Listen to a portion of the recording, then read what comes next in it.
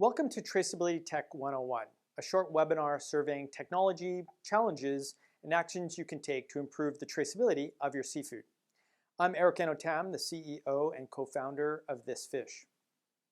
In today's short webinar, I'm going to hit on three things. First, I'm going to survey the tech ecosystem for seafood traceability. Second, I'll describe some challenges in reaching our goal of end-to-end digital traceability. And third, I'll identify some actions that you can take to achieve electronic traceability at your company. First, let's survey the tech ecosystem.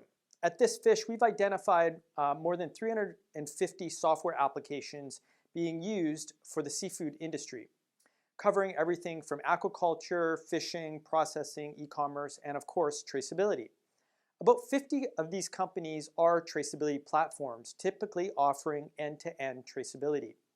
However, many of the aquaculture, fisheries, and e-commerce software also offer some type of traceability functionality at the enterprise level. And I'm going to talk more about that in a few moments. As you can see in this chart, there's a number of traceability platforms that have exploded in the last few years. And there's really three technologies that have enabled this huge growth. First, the launch of Amazon Web Services, or AWS, which made cloud computing both affordable and accessible to a lot of businesses. Second, the launch of the iPhone, which heralded the age of mobility and really kind of put cloud computing into the palm of our hands. And third, the launch of Bitcoin and technologies powered by blockchain.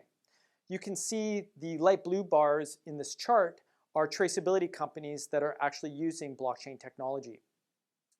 In fact, about half of the technology providers are now using blockchain for traceability.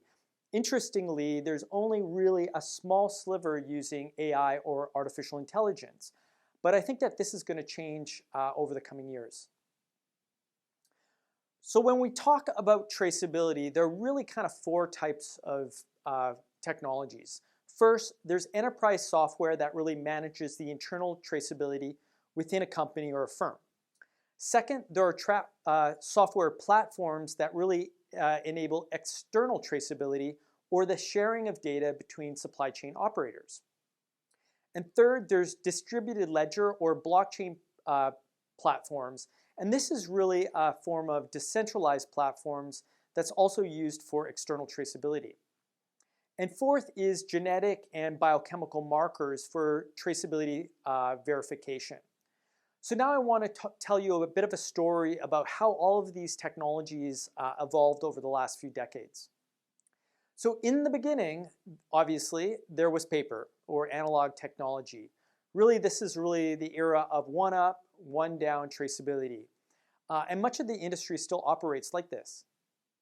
Then in the 1980s, we saw the emergence of enterprise software on desktop computers. Examples include farm management, ERP, logistics, and accounting software. We still used paper to share data in the supply chain, basically between two companies, but we could store this data on our desktop computers at our own company. And then by the early 2000s, cloud computing really moved enterprise applications off desktop.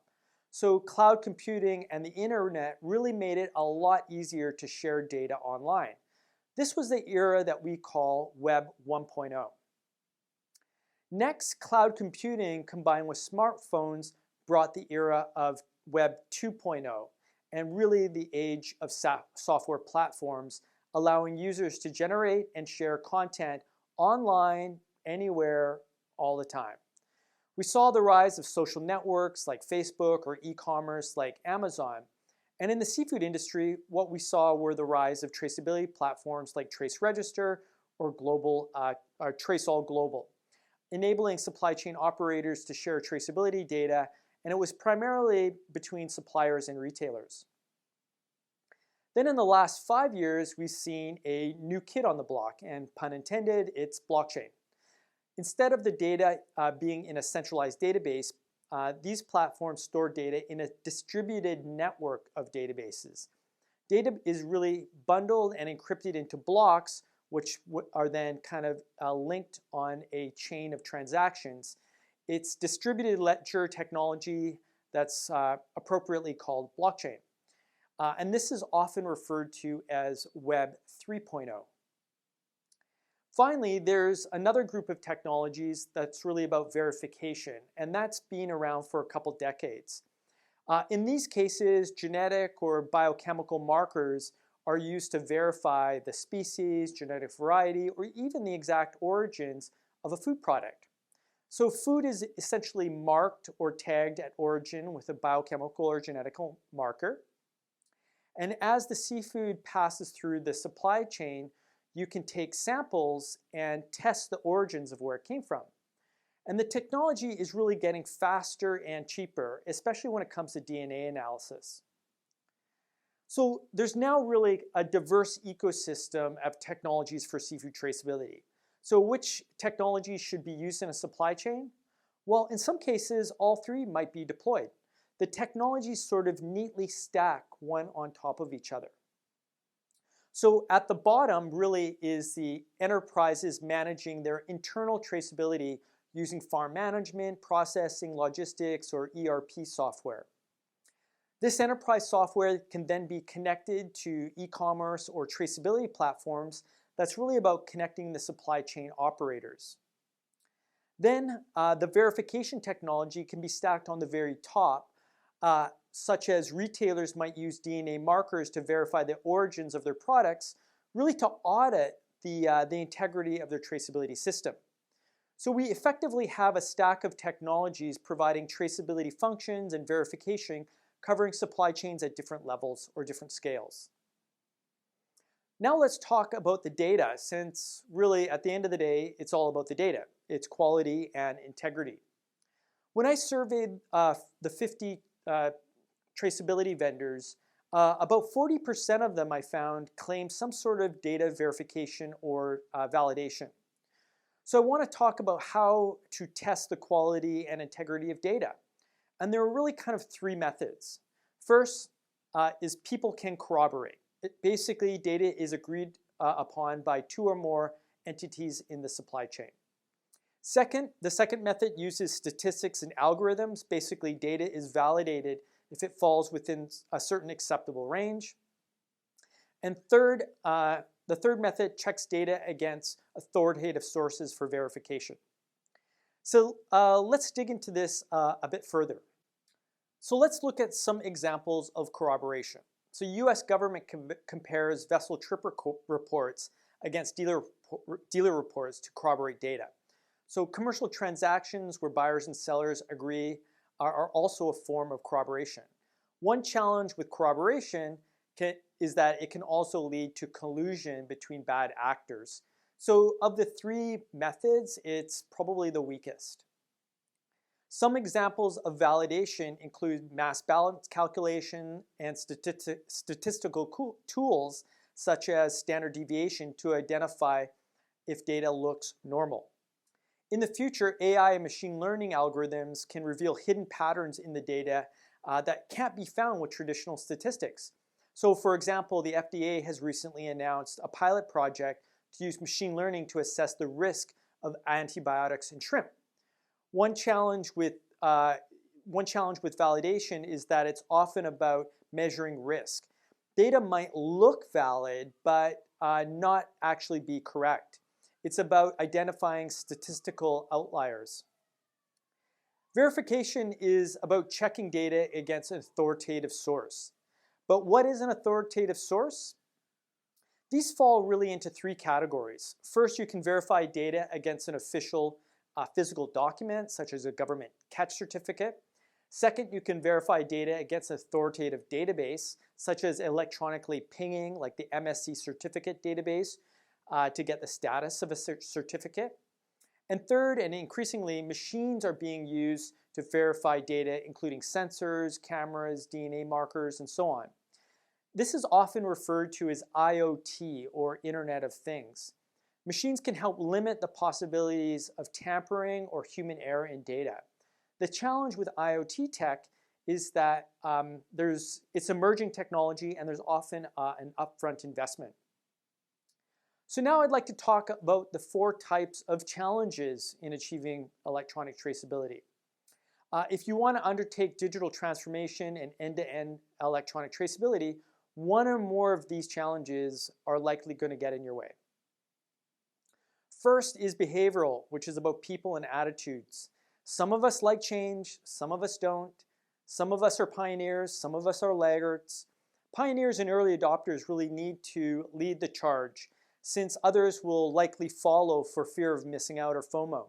In my view, this is probably one of the biggest challenges, and that's really people's fear of change. The next challenge is financial, and it's really about business models and ultimately about incentives. For example, how do we give small-scale fishermen incentives to digitize their data? What are the incentives for greater supply chain transparency? It's really about who pays and who profits from traceability. And the third is logistical challenge, and that's really about supply chain complexities. So it can be challenging to track small-scale shrimp lots from hundreds or thousands of small-scale farmers that then get tracked into hundreds or even thousands of product SKUs. Seafood supply chains are complex. There's no doubt about it. It's a challenge. Finally, there's technological challenges, and this largely involves the interoperability of all this software. How do we get this system talking to each other? And that's really about setting data standards and communications protocols. And that's really the work of the Global Dialogue for Seafood Traceability, which has launched both a global data standard and a global communication protocol for the industry. And we'll need to tackle all of these challenges really to achieve our goal of end-to-end electronic traceability. And we're not going to do it overnight. Many of these challenges are fairly deep-rooted. Moreover, many seafood companies are really just at the beginning of their digital transformation journey, scoring only 1 on the digital readiness level. So what should be your next steps? Well, here's my advice to seafood companies. First and foremost, digitize your data. That's fundamental and key to electronic traceability. Second, prioritize your business needs and look at costs and benefits. Really focus on early wins. That way you can build momentum and excitement on your team. And third, be agile. Take a phased approach to digital change. Learn as you go. You might be surprised at how hungry your employees are for digital technologies at work, since it's so much of their daily lives at home. So to help with the first step, we've actually launched the Seafood Software Directory, which is the world's most extensive directory of apps for the seafood sector. So we list about 350 apps, which can be searched by about 60 different filters. And you can check it out online at this.fish/software-directory. Also, if you want to keep caught up on the latest tech news, trends, and insights in the seafood industry, you can subscribe to Catch Up, our monthly newsletter.